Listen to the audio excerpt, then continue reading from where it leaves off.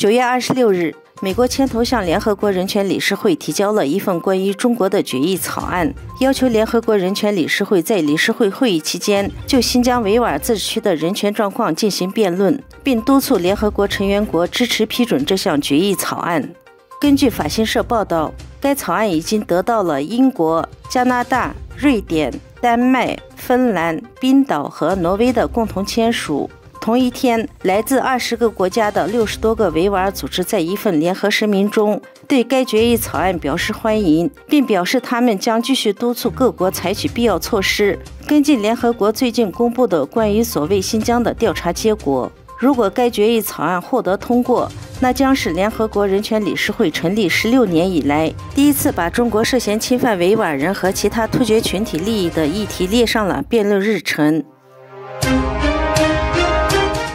美国国土安全部的一位高级官员表示，企业高管需要把强迫劳动视为与反腐败和遵守制裁同等重要的合规问题，以根除供应链中被强迫劳动污染的商品。今年6月份开始生效的防止强迫维吾尔人劳动法，禁止把所谓新疆地区生产的商品进口到美国，除非能够证明这些商品不是强迫劳动生产的。在美国制定了防止强迫维吾尔人劳动法后，美国劳工部的一位官员说，欧洲国家和加拿大也正在制定类似的标准，禁止来自中国的强迫劳动商品。欧盟委员会9月14日发布了一份长达60页的禁止销售强迫劳动产品的提案。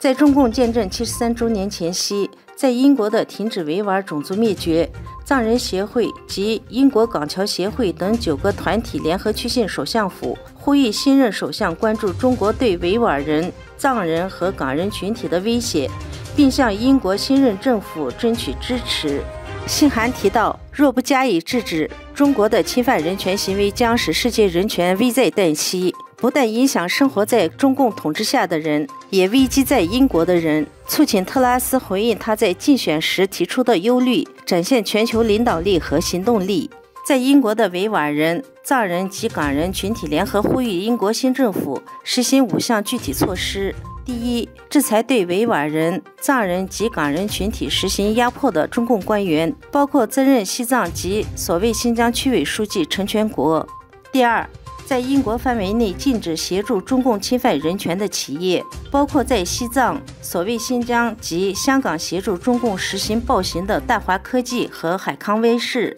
第三，立法解决英国供应链中的强迫劳动问题。第四，促请中国停止威胁宗教、语言、文化和生活方式的政策，包括关闭在所谓新疆、西藏强制性的寄宿学校。第五，正式承认中国政府正在对维吾尔人实施种族灭绝，同时呼吁要求与特拉斯和外交部代表会面，探讨如何共同努力改变中共之下受苦人民的生活。